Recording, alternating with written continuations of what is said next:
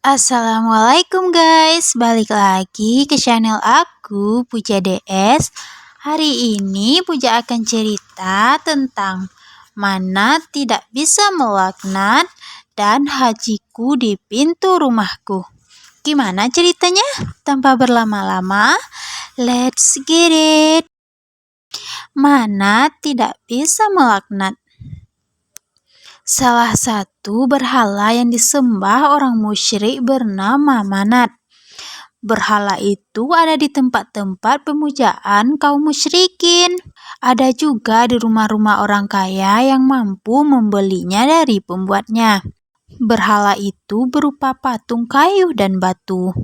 Amir bin Jamuh, seorang pemimpin kabilah suku Bani Salama di Madinah, ia seorang bangsawan yang kaya. Di rumahnya ada berhala Manat yang disembah sebagai tuhannya. Betapa marahnya Amir bin Jamuh ketika pada suatu pagi mendapatkan berhala Manat berada di tempat buang hajat. "Terkutuklah orang yang melakukan ini," seru Amir bin Jamuh. "Manat akan melaknatnya." Amir mengambil berhala itu dan membersihkannya, lalu diberinya wangi-wangian, ditaruh di tempat semula. "Ya Manat, laknatilah orang yang menghinamu," kata Amir kepada berhala Tuhannya itu.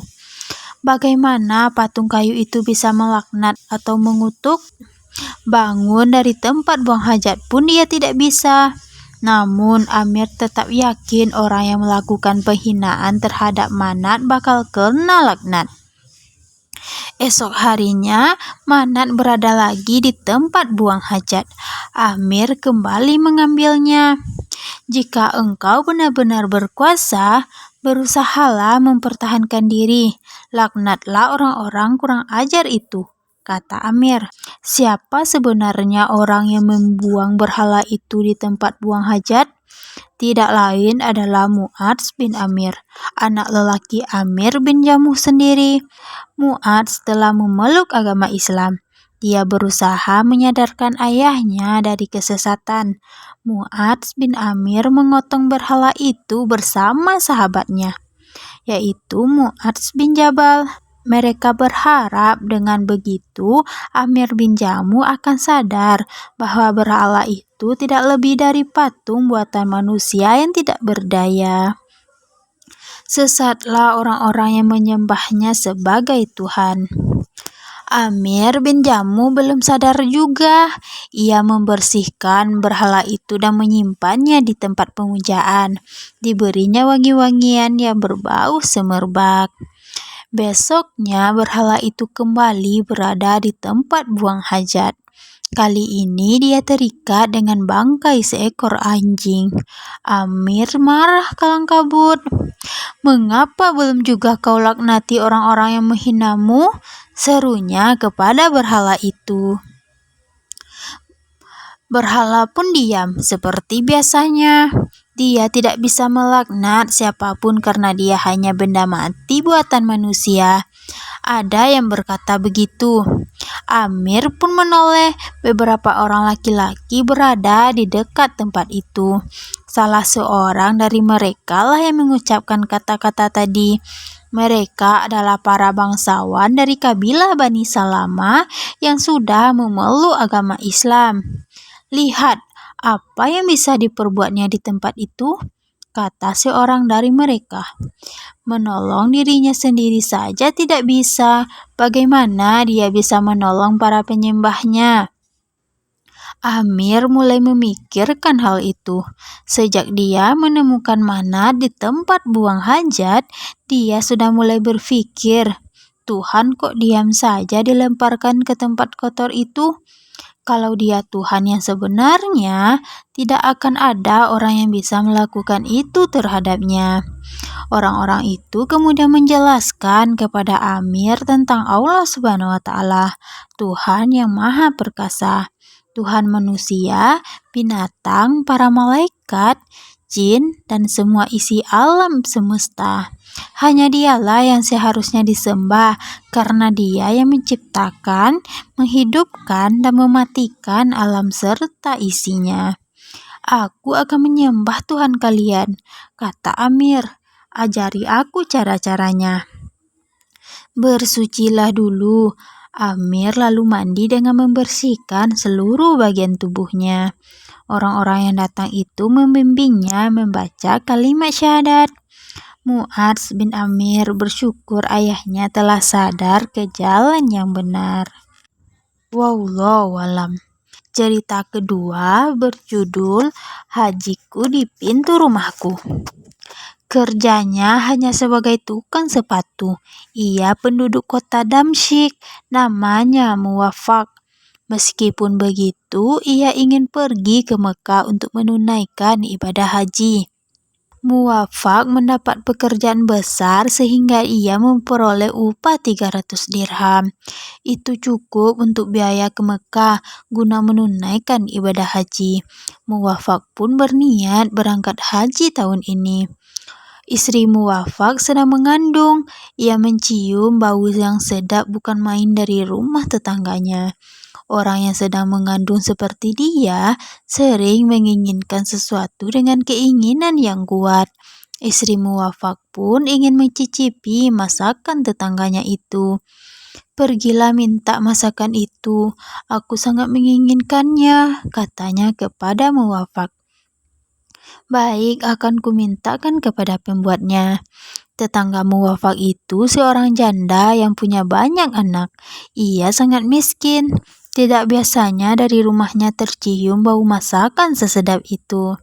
Istriku ingin mencicipi masakanmu hari ini. Berilah barang sedikit, ia sedang mengandung, kata Muwafaq. Tetangga Muwafaq diam saja. Ia tampak kebingungan. Mengapa? Tanya Muwafaq. Apa kau keberatan memberinya barang sedikit? Makanan itu halal bagi kami, tetapi haram bagimu, kata perempuan itu. Mengapa begitu? Tanya Muwafaq. Perempuan janda itu lalu bercerita. Sudah 3 hari lamanya anak-anaknya yang yatim itu tidak makan. Si perempuan janda pergi mencari makanan ke sana kemari. Ia menemukan bangkai seekor himar. Himar adalah binatang sejenis kuda yang ada di negeri Arab. Perempuan janda itu memotong sebagian bangkai himar yang membawanya pulang. Bangkai itu haram dimakan, tetapi dalam keadaan darurat dihalalkan. Anak-anak yatim itu akan mati kelaparan jika tidak segera menemukan makanan. Oleh karena itu, ibunya terpaksa membawa daging bangkai itu dan untuk makanan mereka. Itulah mengapa makanan itu haram bagi kalian, kata perempuan janda itu mengakhiri ceritanya. Muwafaq bergegas pulang ke rumahnya. Ia bercerita kepada istrinya, lalu mengambil uang 300 dirham yang sedianya akan digunakan untuk biaya pergi ke Mekah, diberikannya semua itu kepada tetangganya. Gunakanlah untuk memberi makan anak-anak yatim itu, kata Muwafaq. Dengan begitu, Muwafaq tidak bisa pergi menunaikan ibadah haji. Di antara orang-orang yang menunaikan ibadah haji, ada seorang laki-laki bernama Abdullah bin Mubarak. Abdullah tertidur di Masjidil Haram. Dalam tidurnya itu, ia bermimpi melihat 2 malaikat turun dari langit. Malaikat-malaikat itu berbicara. Berapa banyak yang berhaji tahun ini? Tanya salah satu malaikat. 600.000 orang, jawab lainnya. Berapa banyak yang diterima hajinya? Tidak ada yang terima kecuali seorang saja yang bernama Muwafaq dari Damsyik. Muwafaq tidak bisa berhaji, tetapi hajinya diterima oleh Allah, sehingga semua yang berhaji tahun ini diterima berkat diterimanya hajinya Muwafaq. Abdullah bin Mubarak terbangun dari tidurnya. Siapakah Muwafaq dari Damsyik itu? Orang yang tidak bisa berhaji, tetapi hajinya diterima. Karena dia diterima, semua orang yang berhaji tahun ini pun diterima. Selesai berhaji, Abdullah bin Mubarak pergi ke Damsyik mencari Muwafaq. Rupanya di Damsyik Muwafaq cukup terkenal, sehingga mudah mencarinya. kebaikan apa yang pernah kau lakukan sehingga kau mendapat derajat setinggi itu di mata Allah? Tanya Abdullah bin Mubarak kepada Muwafaq. Muwafaq lalu bercerita tentang janda tetangganya itu. Hajiku hanya sampai di pintu rumahku, kata Muwafaq. Biarpun begitu, Allah menerima haji Muwafaq. Wallahu alam. Selesai. Nah, itulah dua cerita dari Puja hari ini. Cerita ini masih Puja adaptasi dari buku karya Sofia Mashuri yang berjudul 31 Cerita Bang Naisha. Semoga kita semua bisa mengambil hikmahnya ya. Oke, jika kamu menyukai video ini, jangan lupa like, subscribe, and comment ya guys. Salah satunya juga boleh. Terima kasih ya sudah mendengarkan. Puja sudahi dengan Assalamualaikum.